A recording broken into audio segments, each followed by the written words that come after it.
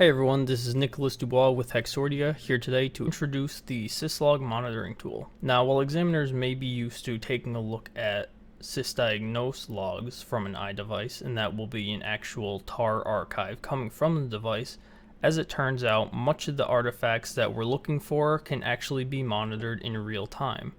Now, this will be useful for incident response specialists, along with forensic examiners who are seeking out artifacts. And this is because even though we're monitoring a log in real time, as it turns out, much of the information that we're looking for in sysdiagnose logs is also present in the real-time syslog. And these will be things like Wi-Fi identifiers or timestamps to prove that an application has been opened in the past, or just general diagnostic information. So we can start by going ahead and opening up our application. And once the tool is opened up, we see that we have a pane, and we can resize this however we wish. And then we have a few options in the top left and in the top right. So we have two boxes right here. There's the syslog box and the application log. So the application log is just going to give us some output when we're using our application, and then the syslog box is going to contain the actual syslog from the device. So up in the top left we have a few options. So if we wish, we can pair a new device, unpair it, and then eventually export the syslog. So when we have a device, we'll see this device is not plugged in right now.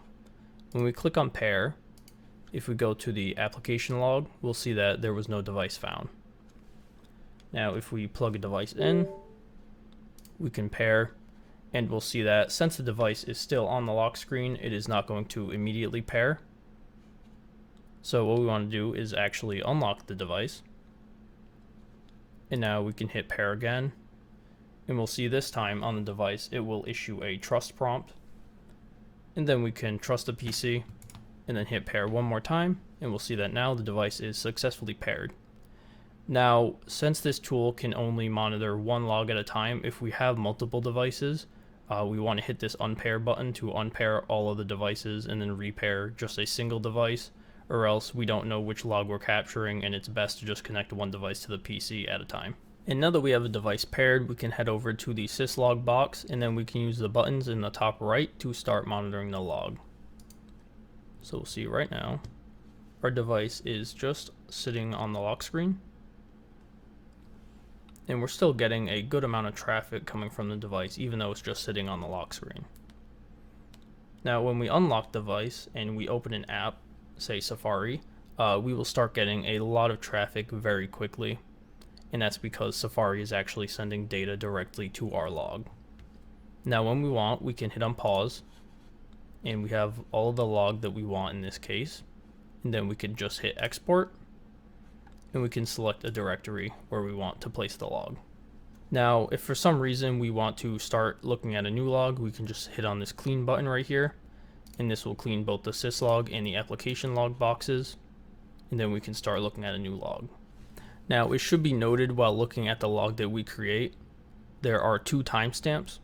So the second timestamp is actually sent by the device through the syslog traffic, and the first timestamp is actually a GMT timestamp which we append with our software to the beginning of each line. Now we do this because the second timestamp, since it's gathered from the device, this timestamp may be wrong, as the device can have an incorrect time if it is either disconnected from Wi-Fi or it's powered off for a long time or something like that. And now the first timestamp, since we're generating it on our computer, as long as our computer timestamp is correct, this timestamp will be correct. Now there's plenty of information which can be gathered from these logs. The real-time monitoring aspect in particular is very useful for situations where, say you're an incident response specialist and you want to see if an application is acting abnormally or connecting outside of your network. The syslog will be able to help identify that.